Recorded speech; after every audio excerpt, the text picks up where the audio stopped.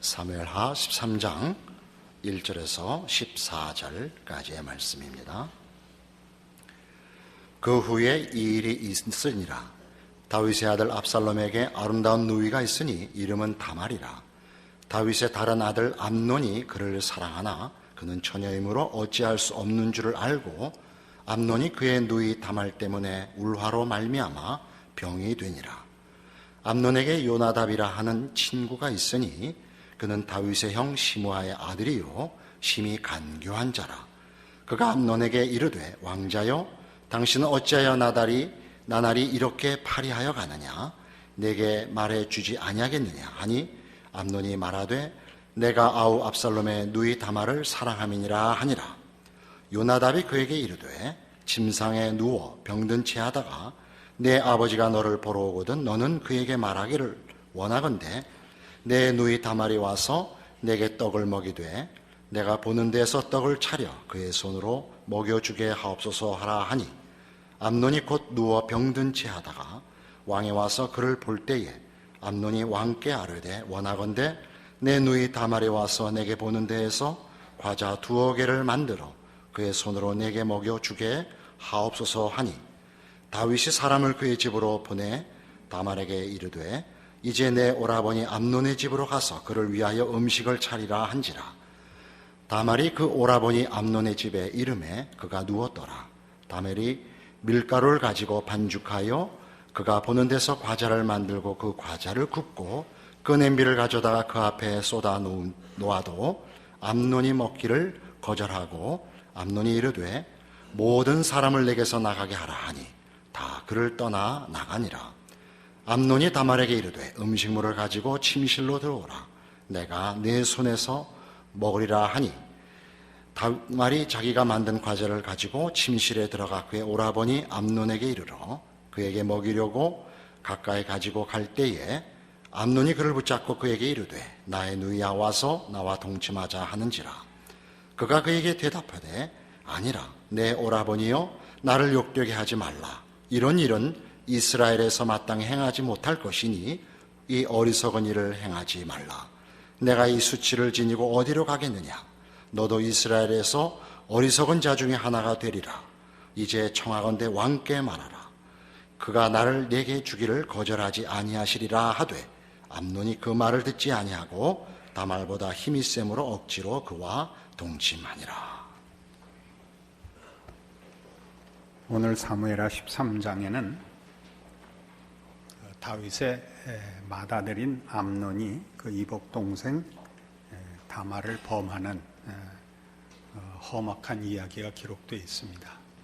게다가 그 다말의 친오라버니 압살롬이 기회를 노려서 2년 후에 그 암논을 죽이고 만 얘기까지가 사무엘하 13장의 내용입니다. 우리가 다윗의 생애를 볼 때 그 밧세바 사건이 얼마나 중요한가 하는 것을 누누이 얘기하면서 이 지점까지 왔습니다. 밧세바 사건의 중요함은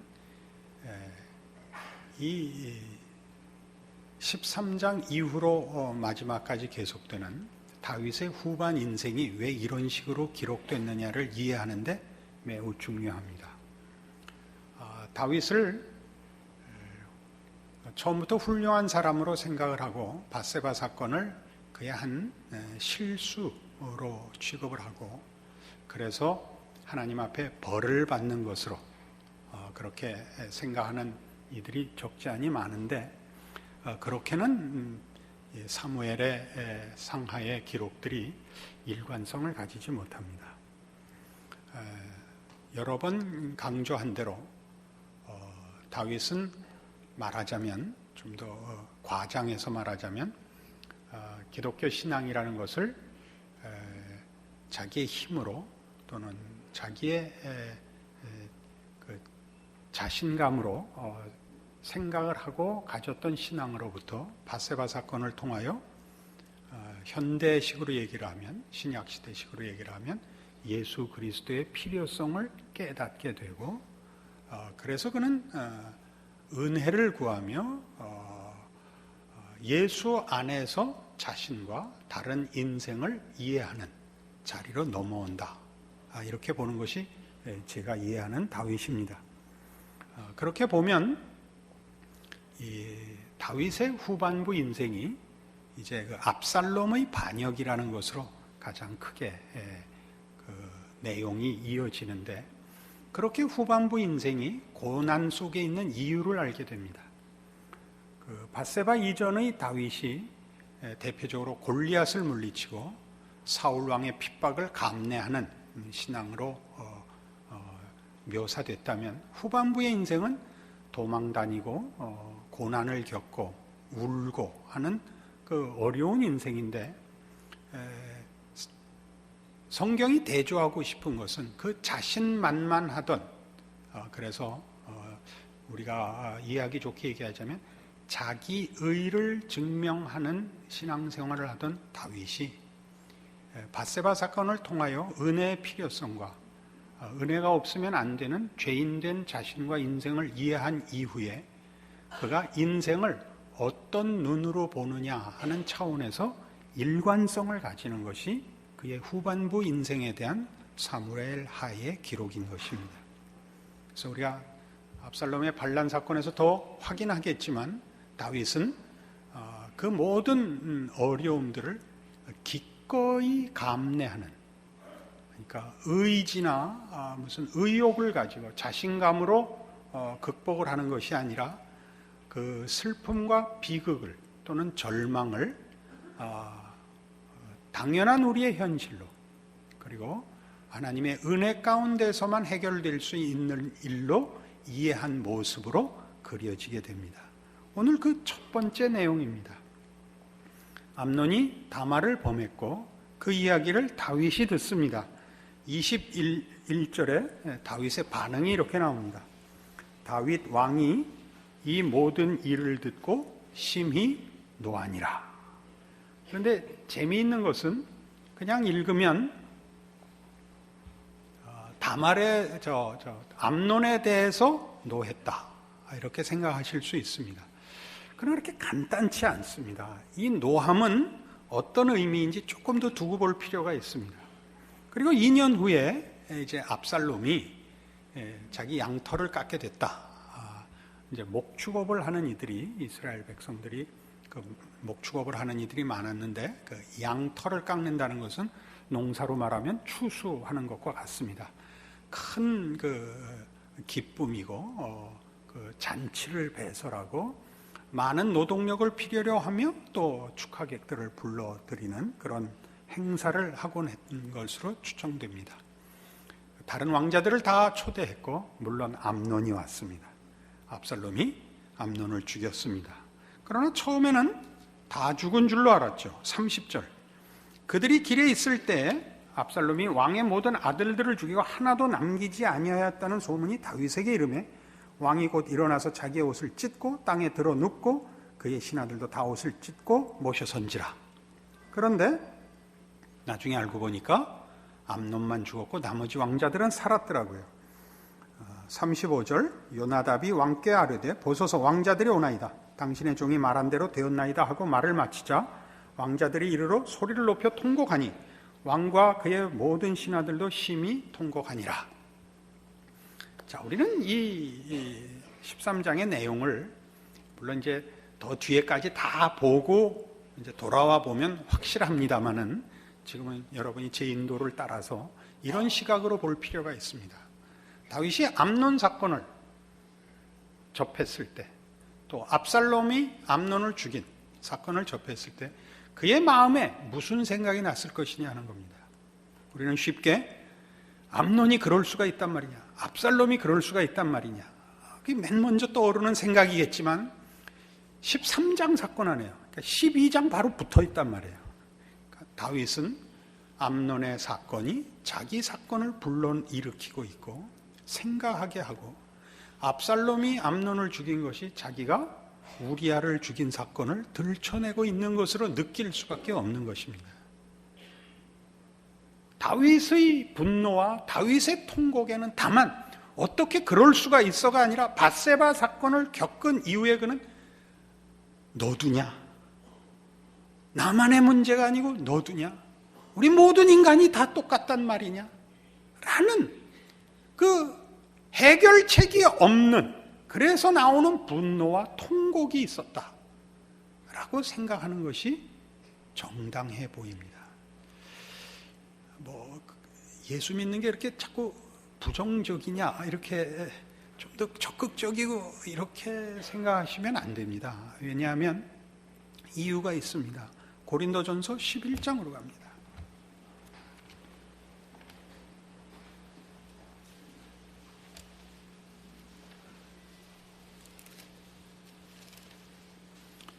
신약성경 276페이지 고린도전서 11장 23절입니다. 내가 너희에게 전한 것은 주께 받은 것이니 곧 주 예수께서 잡히시던 밤에 떡을 가지사 축사하시고 떼어 이르시되 이것은 너희를 위하는 내 몸이니 이것을 행하여 나를 기념하라 하시고 식후에 또한 그와 같이 잔을 가지시고 이르시되 이 잔은 내 피로 세운 새 언약이니 이것을 행하여 마실 때마다 나를 기념하라 하셨으니 너희가 이 떡을 먹으며 이 잔을 마실 때마다 주의 죽으심을 그가 오실 때까지 전하는 것이니라. 성찬식은 예수 그리스도를 기념하는데 특별히 뭘 기념하느냐 하면 그의 죽으심을 기념하는 것입니다. 그러니까 예수 그리스도의 죽으심을 기념한다는 건 우리 모두가 당연히 일어나는 질문에 대한 답으로서입니다. 왜 죽어야 하는가 하는 답으로서 그의 죽으심입니다. 왜 죽어야 했습니까? 우리를 구원하기 위해 죽으셨습니다. 근데 왜 구원하는데 죽어야 되느냐? 우리가 우리의 죄를 해결할 수 없어서 성자 하나님이 대신 죽음으로서만 구할 수 있었습니다. 아니, 어떤 죄길래? 하나님 앞에 범죄한 죄인이었기 때문입니다. 하나님은 누구신데? 하나님이 우리를 지으신 창조주시요 주인이신데 그로부터 우리가 분리되는 거역하는 죄를 지어서 죽을 수밖에 없는 자리에 처해서 주께서 친히 오사 우리 죄를 위하여 대신 죽으실 수밖에 없었습니다. 이것이 성찬식이 가지는 중요한 내용입니다. 우리가 우리의 자신의 죄를 씻을 수 없다는 무력함은 하나님이 누구신가와 그 앞에서 나의 위치가 확인되는 시점에서만 생기는 내용입니다. 이런 모든 것이 압축되어 성찬식이라는 하나의 기념식으로 교회 공동체에 명명되어 있는 주의 죽으심을 그가 오실 때까지 행해야 되는 메시지로, 증언으로, 신앙의 고백으로 우리에게 요구되고 있는 것입니다. 우리가 죽을 수밖에 없다는 것, 그래서 예수님이 대신 죽어서만이 우리가 산다는 것, 이것이 기독교 신앙의 근거죠. 그것 없이는 기독교 신앙이 서 있을 수가 없습니다. 우리는 우리 자신을 우리의 힘으로, 우리의 소원으로 세우거나 또는 성취할 수 없습니다. 그 사실이 다윗에게 이제 이해된 것입니다. 다윗은 한 인간이 어떤 존재인가 하는 데 대하여 밧세바 사건을 통하여 너무나 분명하게 배웁니다. 그가 배운 신앙적인 핵심은 하나님께서는 제사를 원치 아니하시고 하나님이 구하시는 제사는 상한 심령이라 하는 고백에 압축되어 나타납니다. 하나님이 우리에게 은혜를 베푸셔야 하고 하나님이 우리에게 복 주셔야 하고 하나님이 우리를 향하여 가지신 뜻이 이루어져야지 우리가 우리의 목적을 이루고 우리의 힘으로 자존, 독립 무엇을 이루는 것은 다 하나님의 뜻과 너무나 먼 거리에 있는 것입니다. 이것이 성경이 증언하는 기독교 신앙의 복음이요 믿음의 내용이며 필요한 은혜들입니다. 그런 측면에서 다윗의 생애를 밧세바 사건 이전과 이후로 보면 밧세바 사건 이전의 다윗의 신앙 행위들은 물론 그것 자체로는 다 옳고 당연한 정당한 고백들이며 행위들일 수 있으나 과장되게 둘을 대조하자면 예수 없는 기독교와 예수 있는 기독교로 나뉘게 됩니다.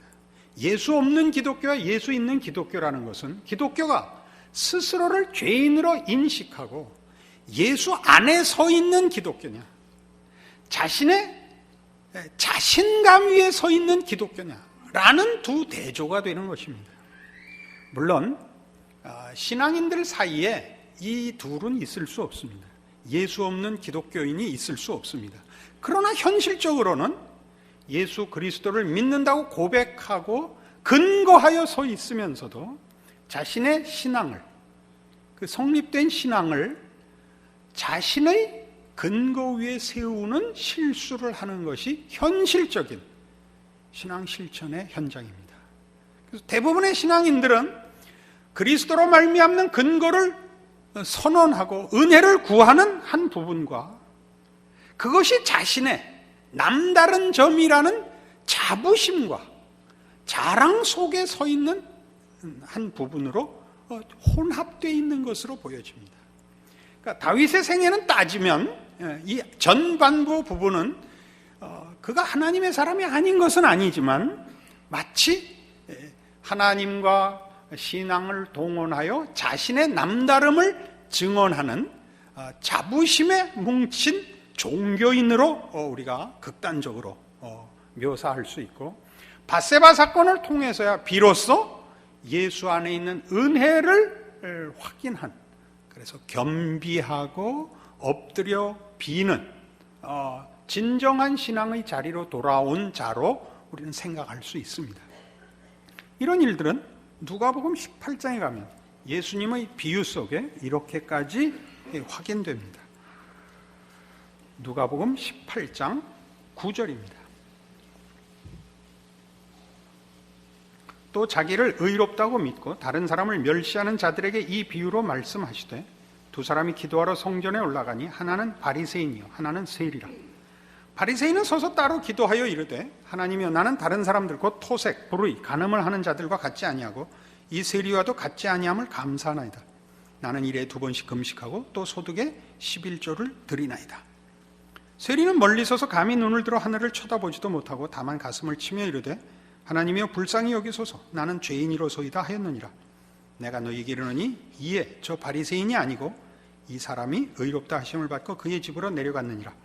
무릇 자기를 높이는 자는 낮아지고 자기를 낮추는 자는 높아지리라 하시니라. 이 바리새인과 세리의 기도, 바리새인의 약점은 뭡니까? 그가 윤리, 도덕, 종교적으로 완벽한데도 불구하고 하나님과의 관계는 이해 못하는 사람이라는 사실입니다. 죄인이라는 것은 성경에서 윤리, 도덕적인 문제가 아닙니다. 하나님과의 관계의 정상 관계냐 그렇지 않느냐의 문제입니다. 하나님과의 정상적인 관계라는 것은 하나님의 통치 아래에 있느냐이고, 하나님의 통치 아래에 있다는 것은 하나님이 우리를 마음껏 조종하는 자리에 있다, 우리를 마음대로 조작하신다는 개념이 아니라 하나님만이 가지시는 내용과 수준과 복으로 채워지는 자리에 있느냐, 자기가 만드는 것으로 채워지고 목적하는 자리에 있느냐의 비교인 것입니다. 우리가 목적하고 소원하고 만들어내는 가장 귀하고 높은 것보다 하나님이 우리에게 목적하시는 것이 가장 복되고 비교할 수 없이 높다 하는 것이 기독교 성경이 말하는, 기독교 성경? 기독교 믿음이, 신앙이 말하는, 약속하는 하나님의 통치 아래 있으라, 은혜를 구하라, 하나님과의 관계가 정상화되라 라는 표현들이 가지는 의미입니다. 그러니까 하나님을 떠나서 인간이 자기 마음대로 문명을 만들듯이, 또는 무슨 어떤 성취를 할 수도 있고 기쁨을 가질 수도 있고 승리를 누릴 수도 있습니다. 그러나 인간은 생명과 진리를 만들어내지 못하는 자들입니다. 그러니까 우리가 만드는 것은 다 영원하지 못한 것들이고, 영원하지 못하다는 것은 결국 없어질 것이요, 이제 하나 더 가면 허무한 것이요, 헛된 것이요, 썩어질 것이요, 그런 의미에서 생명도 진리도 아니며 그런 차원에서 가치 있는 것을 만들 수가 없습니다. 여기에 기독교가 말하는 하나님께 붙어 있으라, 그의 은혜를 구하라, 그와의 관계를 놓지 마라, 즉 믿음을 지키라 라는 얘기들이 등장하는 이유인 것이고, 그런 차원에서 하나님과의 관계를 정상화하는 일에 매진하지 않는 모든 것, 더 나아가 그 관계의 중요성을 모르는 것, 하나님의 하나님 되심을 놓고 자신을 확보하고 자신의 생각으로 움직이는 것이 다 죄라라는 것을 깨닫는 것이 밧세바 사건인 것입니다. 그러니까 바리새인의 자랑은 뭡니까? 나는 토색도 하지 않고 불의도 하지 않고 간음도 하지 않았습니다. 그러니까 다윗도 아마 그랬을 수 있습니다. 그는 골리앗 앞에서도 겁내지 않았고 사울의 그 억울한 핍박에 대해서도 반항하지 않았습니다. 그래서 그는 아마 바리새인이었겠죠. 그러나 이제 대조되는 세리는 감히 얼굴을 들지 못합니다. 그가 얼굴을 들지 못하는 것은 어떤 의미에서 바리새인보다 신앙이 더 좋아서가 아니라, 여기서 말하는 신앙은 우리 보통 갖고 있는 정서적으로 윤리 도덕성입니다. 그는 세리입니다. 세리는 예수님 당시에 로마의 식민지로 있는 이 이스라엘 백성들에게 로마 정부를 위하여 세금을 걷어가는 공무원들이었습니다. 그래서 그들은 매국노 취급을 받았습니다.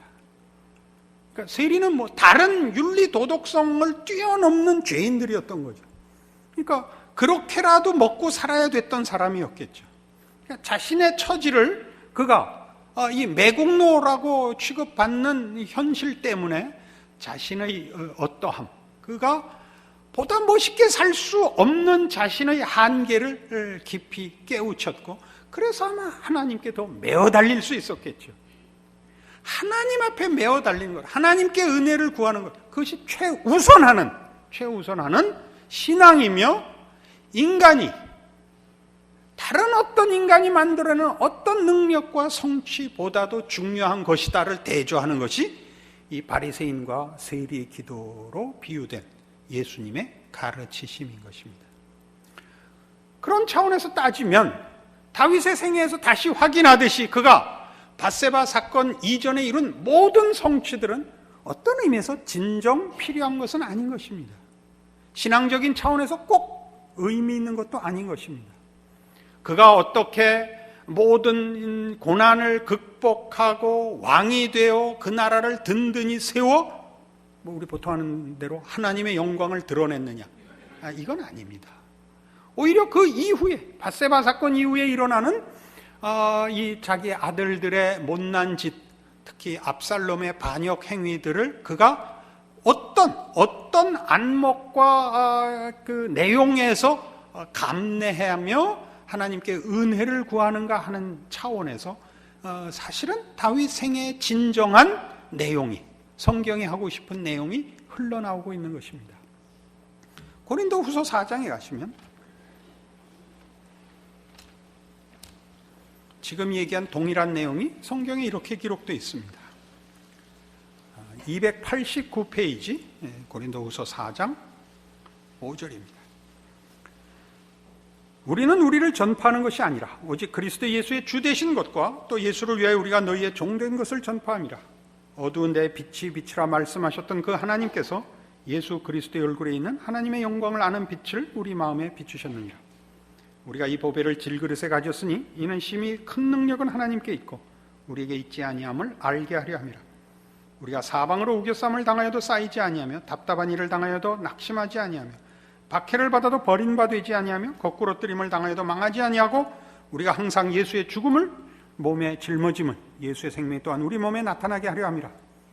우리가 살아있는 자가 항상 예수를 위하여 죽음에 넘겨짐은 예수의 생명이 또한 우리 죽을 육체에 나타나게 하려 함이라. 그런즉 사망은 우리 안에서 역사하고 생명은 너희 안에서 역사하느니라. 우리는 우리를 전파하는 것이 아닙니다. 우리는 예수가 누군가를 전파하는 것입니다. 그것은 마치 우리가 보물을 증거하는데 우리가 보물인 것이 아니라 우린 질그릇이지만 우리가 보물을 안고 있다는 것을 증언하는 것과 같다고 합니다. 그래서 우리 보통 기독교인들이 가지는 1차적인 그 오해 또는 기대는 이것입니다.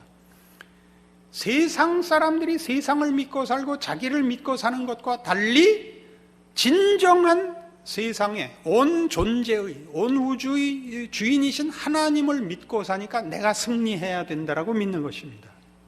승리를 주십니다. 그러나 그 승리는 세상적인 가치로 확인되지 않습니다. 우리가 만일 예수를 믿고 살고 하나님을 의지하여 살아서 세상 사람들이 자기를 믿고 자기의 세상적인 것을 의지하여 사는 것에 비하여 세상적인 차원에서 이긴다면, 즉 우리가 더 부하고 우리가 더 귀하고 우리가 더 성공하고 승리한다면, 그것은 그 사람들에게 우리라는 질그릇이 보배로 바뀐 것으로 취급될 것입니다. 무엇 때문에 우리가 질그릇이 보배가 되었는가? 어떻게 했길래 누구는 금이 되고 누구는 뭐 루비가 되고 다이아몬드가 됐는가? 뭐 골치 아픈데 그냥 현찰이 됐는가? 이렇게 쳐다볼 것입니다. 바울에게는 철저히 그게 아닙니다.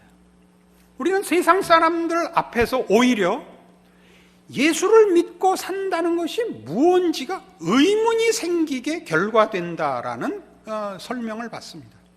아니, 저들은 잘 살기 위해서, 복받기 위해서 예수를 믿는다는데 왜 저렇게 늘 어려운가? 왜 하는 것마다 되는 게 없는가? 그래서 도대체 저 누더기 속에 뭐가 있길래? 라고 묻게 하도록 하나님이 우리 인생을 이끈다는 것입니다. 겉으로 보면 세상 사람들은 하다못해 이 질그릇에 좋은 물감이라도 칠하고 하다못해 호마이카라도 입혔는데, 조wen수들은 누더기에서 기름이 줄줄 새는데 왜 버티는가? 왜 버티는가? 도대체 속에 뭐가 있는가? 라고 묻게 한다는 거죠. 그러니까 다윗의 생애에서도 다윗이 어떻게 하나님을 의지하여 골리앗을 물리쳤는가? 어떻게 이웃 나라를 정복시켰는가? 여기에 진정한 신앙의 본질이 드러나는 것이 아니라 밧세바 사건을 통해서 비로소 알게 된 암논의 이 범죄와 압살롬의 반역에 대하여 다윗은 어떻게 그 문제를 이해하고 끌어안고 가느냐에서 기독교 신앙의 진정한 내용이 사실은 증거된다라는 것이 다윗의 생애며, 동일한 얘기를 반복하여 신약 성경에서도 이렇게 서신서에 기록하고 있는 것입니다. 우리는 쉽게 생각하죠. 우리 한국 교회의 오늘날의 모습을 보십시오. 어느 시대나 있는 일이지만 예수를 믿는 사람들의 가장 1차적인 시험입니다, 이것이. 우리가 이 나라를 위하여 기도하고 열심히 합심을 해서 이 나라를 1등 국가를 만들자. 좋은 얘기입니다. 그러나 이것은 기독교 신앙은 아닙니다. 기독교 신앙은 이 나라를 위한 것이 아니라 이 나라를 진정 위하기 위하여 하나님의 위하심으로 교회와 성도들이 진정한 신앙을 모범을 보여 이 시대와 우리가 살고 있는 나라에 하나님의 복이 복으로 증거되도록 하는 것이 이 나라를 위한 우리의 책임입니다. 우리만의 책임입니다. 그럼 우리는 믿음이라는 이름으로 경제 대국이 되고 군사 대국이 돼서 깔보이지 않는 나라가 되는 것을 신앙이라는 이름으로 추구하며 권하고 있는 겁니다. 무슨 말인지 아시겠습니까? 이건 아닙니다. 우리는 더 이상 어느 나라 사람이 아닙니다. 우리는 하나님의 백성입니다. 어느 나라 사람인 것은 하나님의 백성으로 이 나라에 지금 보내져 있기 때문에 이 나라의 국민으로 이 사회 앞에 하나님의 사람이어야 하는 것입니다. 그것이 우리의 애국입니다. 10절 보십시오. 우리가 항상 예수의 죽음을 몸에 짊어지면 예수의 생명이 또한 우리 몸에 나타나게 하려 함이라. 우리 살아있는 자 항상 예수를 위해 죽음에 넘겨집니다. 그러니까 신자들의 삶은 다윗의 후반부 인생이 그렇듯이 다윗은 고난의 연속을 삽니다. 왜요? 그래야 비로소 뭐가 드러나느냐 하면 다윗이 믿는 하나님은 뭐냐? 왜 다윗은 포기하지 않고 신앙을 계속 붙들고 있느냐? 그래서 그 속에 보배가 드러나는 겁니다. 우리 모두가 그렇듯이 예수 잘 믿으면 성공한다고요? 성공하지 않습니다. 우리는 패배자 같이 삽니다. 죽음에 넘기워집니다. 저 사람은 도대체 저러고도 왜 예수를 믿는가? 라는 지점으로 인도를 받는 것입니다. 다윗의 후반 인생이 그렇듯이 우리 모든 신자들은 그렇게 인도를 받습니다. 그래서 모두 어떻게 된다고요? 우리는 사망에 넘겨지고 그리해서만이 예수 그리스도의 생명이 드러납니다. 질그릇이 깨져야 속의 보배가 보여지듯이 말입니다. 그것이 다윗의 생애고 우리 모든 신자들의 생애입니다. 그리고 그것이야말로 세상이 만들어내고 인간이 욕심내는 가장 고급하고 가장 자랑스러운 어떤 것과도 비교할 수 없는 승리요 영광인 것을 우리 모두는 압니다. 예수 안에 있는 하나님의 사랑과 우리에게 약속하신 신적 영광의 목적을 알고 있기 때문입니다. 우리가 잠시 받는 고난에 대하여 겁내지 않는 것은 이 세상이 그 고난으로 우리를 시험하는 것 대신에 보상으로 주는 어떤 것들도 하나님이 예수 안에서 약속하신 것들과 비교할 것이 없기 때문입니다. 왜요? 하나님이 만드신 인간과 약속하신 인간의 진정한 영광은 예수 안에서 본 것 같은 영광인 것입니다. 그것이야말로 참다운 인간이요 하나님의 형상이요 그의 영광으로 빛나는 존재이기에 우리는 값싼 유혹에 우리를 팔아먹을 수 없는 것입니다. 여러분 모두의 생애가 다윗과 방불하며 다윗에게 이렇게 개입하신 하나님이 여러분의 생애에 개입하셨으며 예수 안에서 여러분을 이 다윗의 승리의 자리로 인도하셨고 함께 하신다는 것을 아는데 다윗의 역사를 읽는 성경의 증언을 듣는 우리의 신앙 고백의 힘을 확인하는 오늘 우리의 기쁨과 그리고 충성으로 약속해야 할 우리의 신앙 고백들이 있습니다. 여러분의 인생 이 약속 안에서 승리하시기를 바랍니다. 기도하십시다. 하나님 아버지 은혜를 감사합니다. 하나님의 자녀로 살며 그 믿음 안에서 사는 기쁨을 예수 안에서 소유하였으니 세상의 유혹과 시험 앞에 두려울 것이 없습니다. 우리를 부르시고 붙잡으신 하나님의 은혜와 능력으로 우리의 전생애를 통하여 오직 하나님 영광 받으시며 주 안에 있는 하나님의 사람으로의 기쁨 안에서 인내하게 하시고 충성하게 하시고 승리하게 하시고 자랑하게 하시옵소서. 예수님 이름으로 기도합니다. 아멘.